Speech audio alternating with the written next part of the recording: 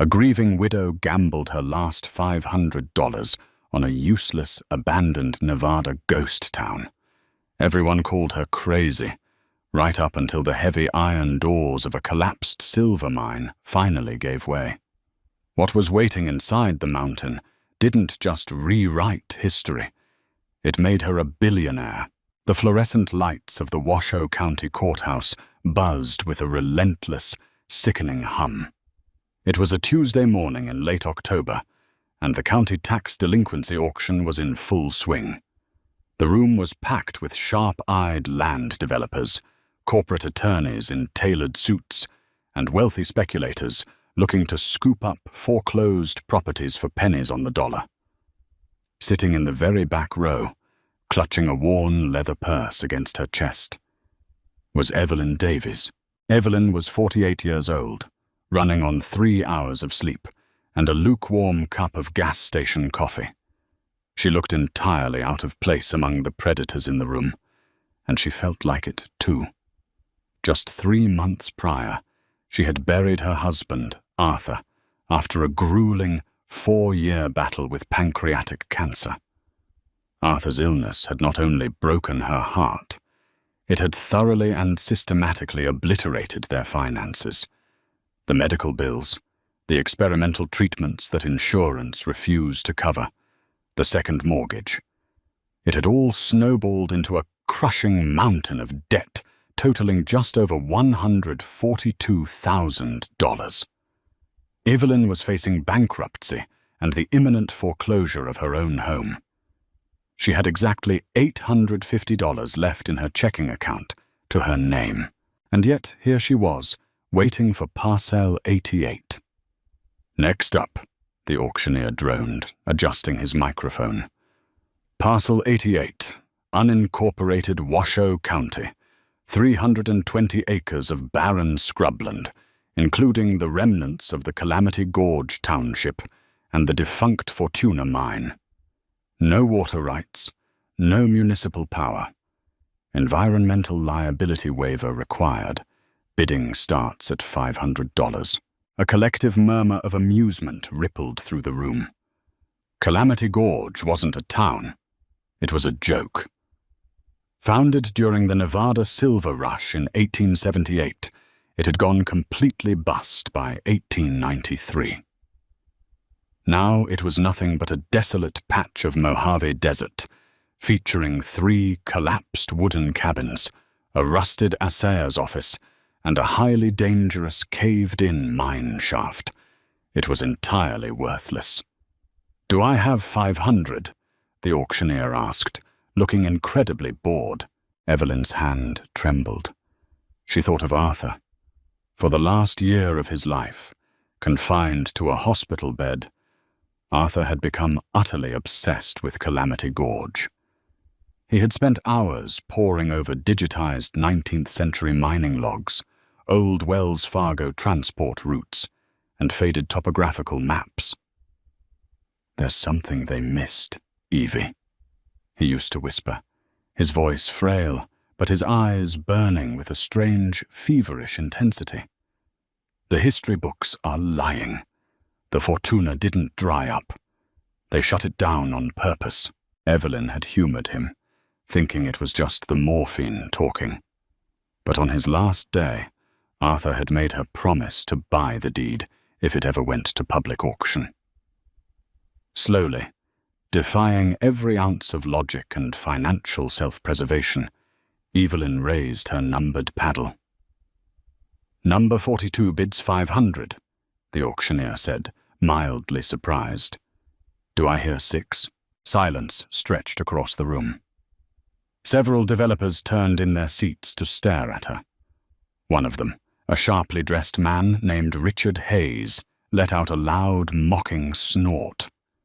Hayes was a senior acquisition manager for Vanguard Holdings, a massive corporate firm that bought up Nevada land for solar farms. "Sold!" The auctioneer slammed his gavel. "For $500. May God have mercy on your wallet, ma'am." Evelyn paid in cash at the clerk's desk, her hands shaking as she handed over her last $50 bills. When she turned to leave, Richard Hayes was leaning against the doorway, a patronizing smirk on his face. "You know you just bought yourself a toxic waste dump, right?" Hayes said smoothly, sipping his coffee. "The EPA fines for unsealed mine shafts start at 10 grand a year. Vanguard looked at that parcel a month ago. The soil is dead, the mine is a death trap, and it's 50 miles from a paved road. If you're smart, you'll default on the taxes next year and let it go." Evelyn stared right back at him, her spine stiffening. "I didn't ask for your advice, Mr. Hayes. It was my husband's dream. Now, if you'll excuse me, I have a ghost town to visit." The next morning, Evelyn drove her beat-up 2011 Ford Explorer out onto the unforgiving stretches of Highway 375, eventually turning off onto a deeply rutted dirt road that hadn't seen a county grader in decades. Dust plumed behind her vehicle like a smokescreen. The Nevada sun beat down mercilessly, baking the earth into a cracked, pale mosaic. After 2 brutal hours of navigating dry creek beds and dodging massive sagebrush, she finally arrived at Calamity Gorge. It was even more desolate than she had imagined. The silence of the desert was absolute, broken only by the eerie, moaning whistle of the wind blowing through the skeletal remains of the town. The old assayer's office was leaning at a precarious 45-degree angle, its roof long gone. A few rusted tin cans and sun-bleached animal bones littered the ground.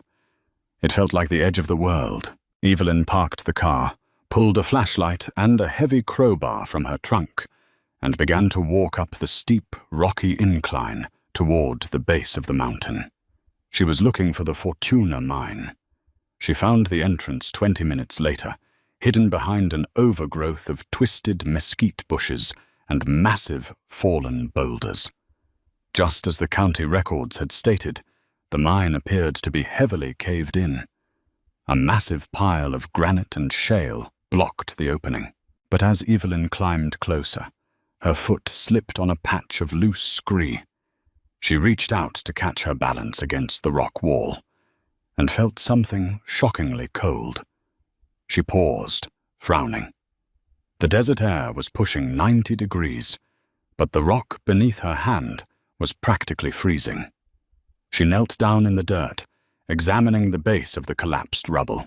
There was a narrow gap between the rocks, no wider than her wrist. Evelyn leaned in and put her face near the crack. A powerful, steady draft of frigid, stale air was rushing out from deep within the mountain. She grabbed her crowbar and began to violently pry at the loose rocks around the gap. She dug for an hour, her hands blistering, sweat stinging her eyes, until a massive boulder shifted and rolled away in a cloud of ancient dust. Evelyn dropped her crowbar. Her breath caught in her throat. Behind the rock slide, the entrance to the Fortuna mine wasn't caved in at all. The rubble was a deliberate disguise. Standing flush against the mountain wall, deeply anchored into the bedrock, was a pair of massive, heavy iron doors. They were thick, industrial, and locked together by a rusted steel chain and a padlock the size of a human fist.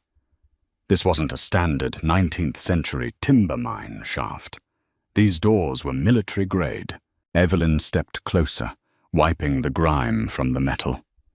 Etched into the center of the right door, barely visible beneath a century of rust, was an emblem. It wasn't a mining company logo. It was an old, federal crest. Arthur had been right. The Fortuna mine was hiding something. And whatever it was, someone had gone to extreme, desperate lengths to make sure it was never found. Evelyn knew better than to attempt breaching the doors alone. If the air inside was completely stagnant, breaking the seal could expose her to pockets of lethal hydrogen sulfide gas, or worse, a structural collapse. She needed a professional. More importantly, she needed someone she could trust. She immediately drove back to Reno and went to the home of Thomas Caldwell. Tom was a 68-year-old retired structural engineer and geologist who had spent 30 years consulting for the Nevada Bureau of Mines. More importantly, he had been Arthur's closest friend. When Evelyn laid the photographs of the iron doors on Tom's kitchen table, the old man's eyes widened behind his thick spectacles. "Evelyn," Tom breathed, adjusting his glasses and leaning closer to the photos. "These aren't blast doors from the 1880s. This is riveted steel. Look at the hinges. This kind of metallurgical work didn't become standard until around the First World War. Why would someone install early 1900s bank vault security on a silver mine that officially went bankrupt in 1893? "Arthur always said the history books were lying," Evelyn replied, her voice steady despite the adrenaline coursing through her veins. "Tom, I spent my last $500 on this land. I am going to lose my house in less than 40 days.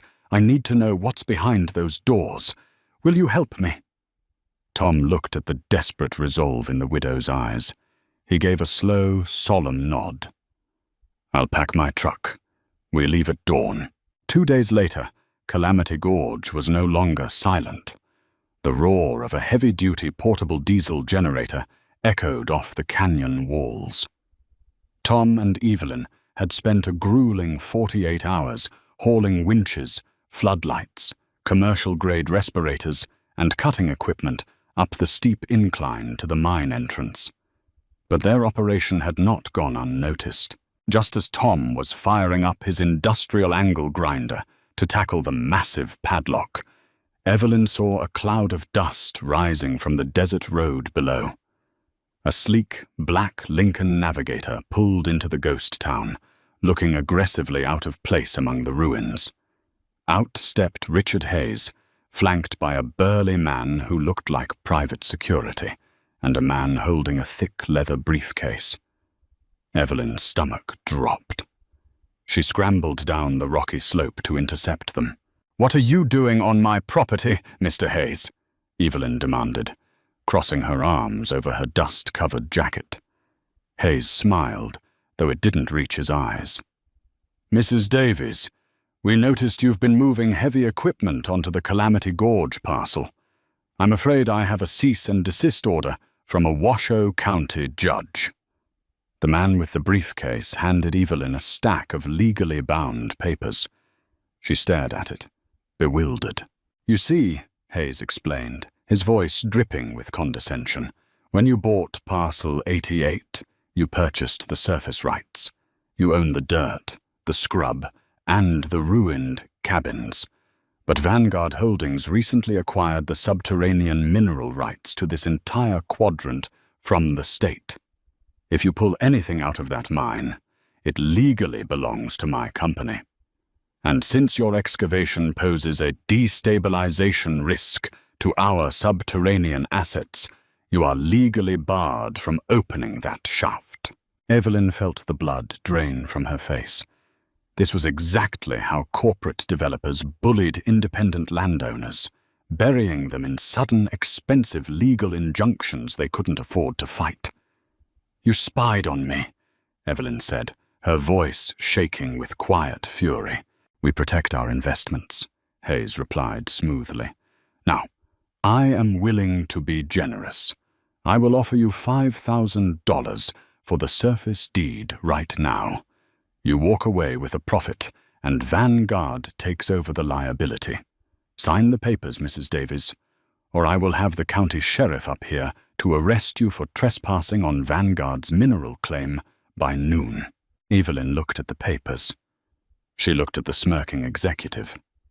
And then she remembered a seemingly trivial detail from Arthur's chaotic files.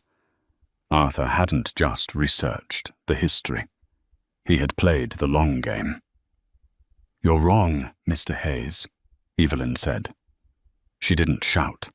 Her voice was cold, sharp, and perfectly clear. Hayes raised an eyebrow. "Excuse me," Evelyn reached into her own backpack and pulled out a worn, laminated document bearing a gold federal seal. "The General Mining Act of 1872, she recited, quoting Arthur's endless bedside lectures. "A patented mining claim grants the owner exclusive title to the locatable minerals and also passes the title to the surface land. But it works both ways. The Fortuna mine isn't state land. It was patented by the original owners in 1881. And 3 years ago, my late husband tracked down the last living heir of that family and bought the patented subterranean rights through an anonymous LLC. An LLC that passed entirely to me upon his death." She shoved the document against Hayes's immaculate suit chest. "I own the surface. I own the dirt beneath it, all the way down to the Earth's core. Your mineral claim is invalid on this specific 40-acre radius. You have exactly 30 seconds to get off my property before I call the sheriff and press charges for corporate harassment." Hayes's smirk vanished. He snatched the document, scanned it rapidly, and his face turned the color of ash. He thrust the paper back into her hands, glaring at her with venomous intensity. "This isn't over, Davies. Whatever you pull out of that hole will bury you in court for years." He turned on his heel and marched back to his SUV. As the navigator sped away, Tom walked down the slope, holding his grinder. "Handled him?" "Handled him," Evelyn exhaled, her knees shaking slightly. "Cut the lock, Tom, before he finds another loophole." Tom nodded.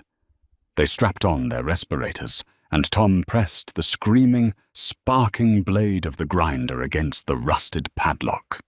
It took 20 agonizing minutes of sparks showering over the desert floor, but finally, with a heavy clank, the lock shattered and fell into the dirt.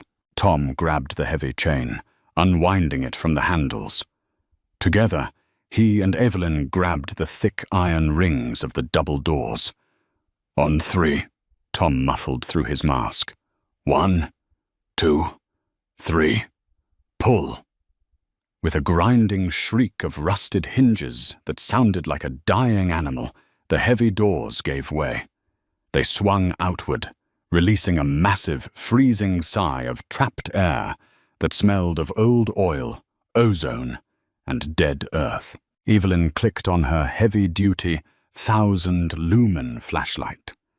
She shone the beam into the dark. "My God," Tom whispered. They weren't looking at a rough, timber-braced silver mine.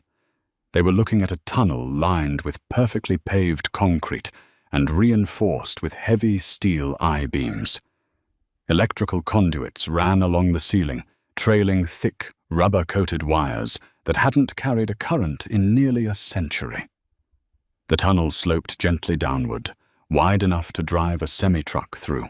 They stepped inside, their boots crunching on the dry concrete. The temperature plummeted to a crisp 55 degrees. They walked for perhaps 200 yards, the beam of Evelyn's flashlight cutting through the thick, swirling dust they kicked up. The silence in the tunnel was absolute, heavy and suffocating. Then the flashlight beam hit something. It reflected back, a harsh, glassy glare that cut through the darkness. "Hold it there," Tom commanded, his voice trembling. Evelyn steadied the light.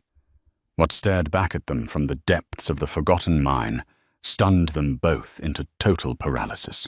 Sitting in the center of the widened cavern, perfectly preserved in the dry, oxygen-deprived environment, was a massive 6-wheeled vehicle. Its thick, armor-plated hull was painted in a dull, military olive drab. A heavy iron cowcatcher jutted out from the front grille, but it wasn't a military vehicle. Painted in faded but perfectly legible gold lettering across the side of the armored plating were the words, "United States Department of the Treasury, Bullion Transport." It was an armored transport truck from the 1920s, and it wasn't alone. As Evelyn swept the flashlight further down the cavern, the beam caught the glassy headlights of a second truck, then a third. It was an entire convoy, and parked behind the rear doors of the first truck, chained to the heavy steel bumpers, were dozens of large wooden crates reinforced with iron banding. The wood on the nearest crate had rotted away at the corner, collapsing under its own immense weight.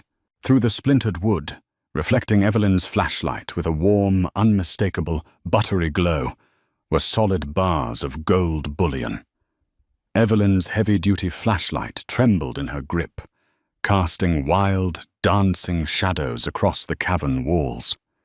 She and Tom stood paralyzed, the absolute silence of the mountain suddenly amplifying the sound of their own ragged breathing. Tom was the first to break the trance.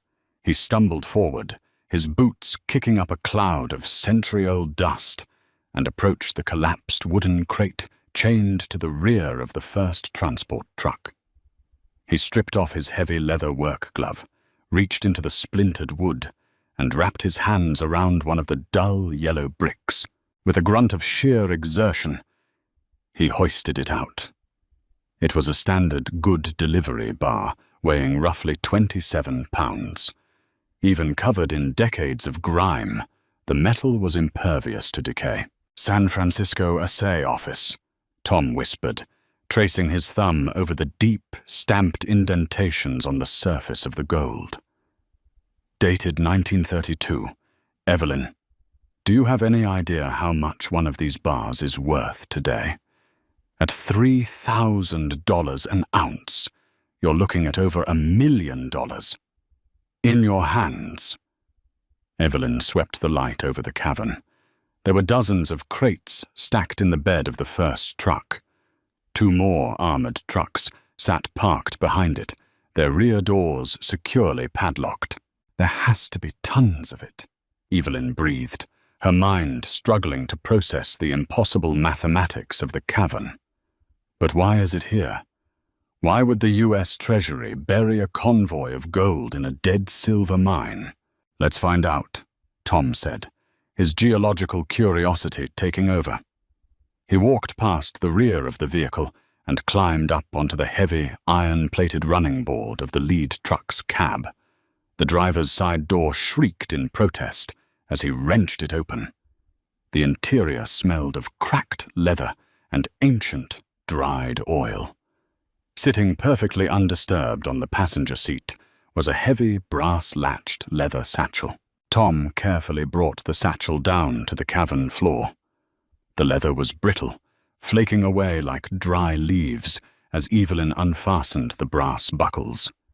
Inside, wrapped in oilcloth, was a stack of perfectly preserved, typewritten federal manifests and a leather-bound ledger. Evelyn opened the ledger. The first page bore the official letterhead of the United States Department of the Treasury, signed by Robert J. Grant, the director of the Mint in 1933. But it was the handwriting beneath it, signed by a deputy director named William H. Albright, that unraveled the mystery. "April 12th, 1933, Evelyn read aloud, her voice echoing softly. "Following the enactment of Executive Order 6102 by President Roosevelt, the systematic confiscation of private gold reserves has commenced. The Western Syndicate banks have surrendered their physical bullion to the Federal Reserve Branch in Nevada for transport to San Francisco." She turned the page, her eyes scanning the meticulous, sweeping cursive. "Arthur knew," she whispered, her eyes filling with sudden, stinging tears. "He knew the timeline didn't add up." The ledger detailed a staggering, treasonous conspiracy. Deputy Director Albright had orchestrated a phantom diversion. Amidst the chaos of the Great Depression and the massive influx of confiscated gold moving across the country, Albright and a team of rogue Treasury agents hijacked their own shipment. They diverted a heavily armed train carrying over 8,000 gold bars into the remote Nevada desert, offloaded it onto 3 custom-built armored trucks, and drove them into the heavily fortified, supposedly abandoned Fortuna mine. Albright had sealed the doors, intending to let the heat of the federal investigation die down before smuggling the bullion to a private buyer in Argentina. But according to historical records, Albright had died suddenly of a massive stroke in a Reno hotel room in 1934. The secret of the diverted convoy had died with him, until Arthur Davies started digging into the missing railroad manifests. "Evelyn," Tom said, calculating the sheer volume of the cargo. "There are roughly 8,000 bars here. In today's market, this isn't $1 million. It's close to $10 billion. Evelyn stared at the gold. All the sleepless nights, the agonizing medical bills, the crushing weight of impending homelessness. It could all be wiped away by a single brick from that crate. Suddenly, the cavern was plunged into utter, terrifying darkness. Outside, the steady mechanical roar of their portable diesel generator abruptly choked and died. The floodlights Tom had strung up near the entrance flickered out. "Did it run out of fuel?" Evelyn asked, her heart slamming against her ribs. "No," Tom said, his voice instantly tightening with alarm. "I filled the tank an hour ago. Someone just cut the power line." Evelyn and Tom clicked their flashlights back on, the twin beams of light cutting frantically through the dark. They sprinted back up the sloping concrete tunnel toward the massive iron doors. As they reached the threshold, the glare of high beams from 3 separate vehicles blinded them. Parked at the base of the mine entrance were 2 Washoe County Sheriff's cruisers, lights flashing silently in the harsh desert sun. Standing in front of them, flanked by 2 armed deputies, was Sheriff Boyd Miller. And standing right beside the sheriff, wearing a triumphant, predatory grin, was Richard Hayes. "Step away from the mine, Mrs. Davies," Sheriff Miller barked through a megaphone, his hand resting casually on his holstered sidearm. "You are in violation of a county safety ordinance. We're seizing this site under eminent domain due to severe structural hazards." Evelyn stepped out into the blazing sunlight, pulling off her respirator mask. "You have no jurisdiction here, Sheriff. This is private, patented land." "Actually," Hayes interrupted, stepping forward smoothly, "the sheriff has every right to secure a hazardous environmental site, and since you've breached the seal, Vanguard Holdings is filing an emergency injunction to secure the subterranean assets you've illegally exposed. Go home, Evelyn. You're out of your league. Whatever is down there belongs to us now." Hayes peered past Evelyn into the dark tunnel, trying to catch a glimpse of what she had found. His eyes gleamed with raw, naked greed. He had deduced that a widow wouldn't fight this hard for an empty hole in the ground. Evelyn looked at the deputies, then at Hayes. She was miles from civilization, entirely surrounded by corrupt local authorities in the pocket of a billion-dollar corporate developer. They could easily arrest her on trumped-up trespassing charges, lock down the site, and quietly loot the cavern before she ever made bail. But Evelyn Davies was no longer the terrified, grieving widow sitting in the back of the courthouse.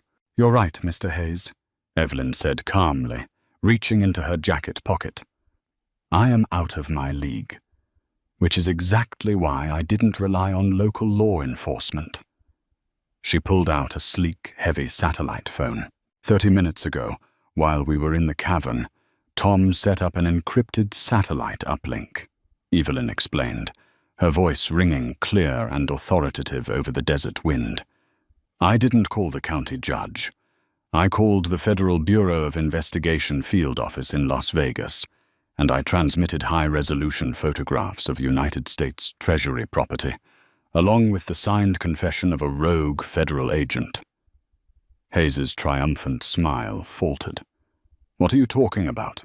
"I'm talking about $10 billion in stolen federal gold bullion," Evelyn said, staring him down. And under the Antiquities Act and federal salvage laws, as the lawful owner of this patented land who discovered and secured the stolen assets, I have officially claimed the federal finder's fee. You aren't interfering with a widow's mining claim anymore, Richard. You're interfering with the greatest recovery of stolen U.S. government property in American history. A low, rhythmic thumping sound began to echo off the canyon walls. Sheriff Miller looked up, his face draining of color.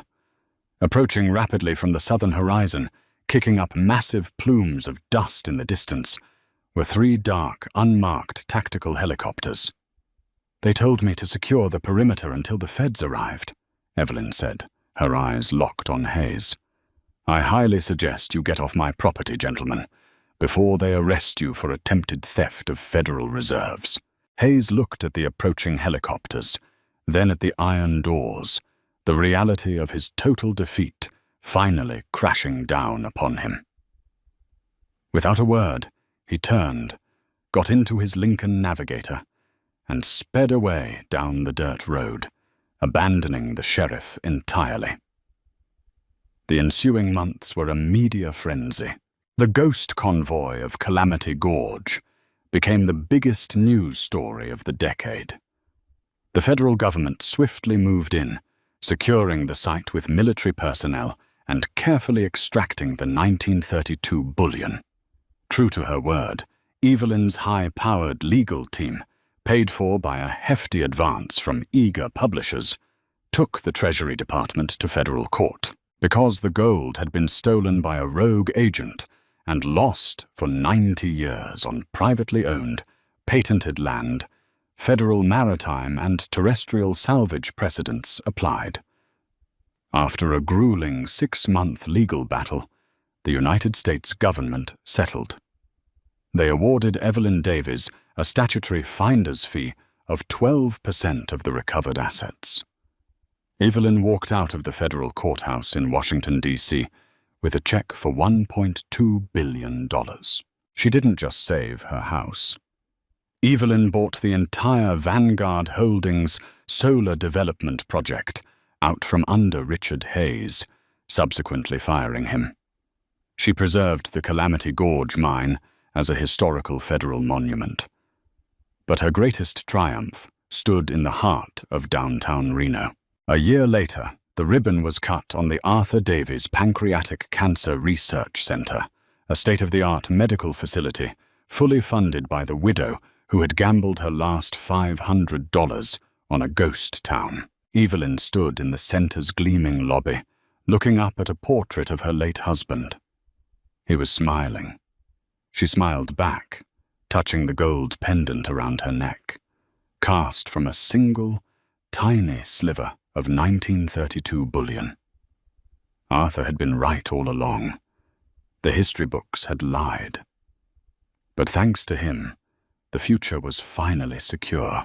If Evelyn's incredible journey from a grieving widow on the brink of bankruptcy to a billionaire history maker left you speechless, smash that like button. This true story proves that sometimes the biggest gambles in life pay off in unimaginable ways. Don't forget to share this video with your friends and subscribe to the channel for more unbelievable, hidden treasure mysteries and dramatic real-life stories every single week. Hit the bell icon so you never miss an adventure.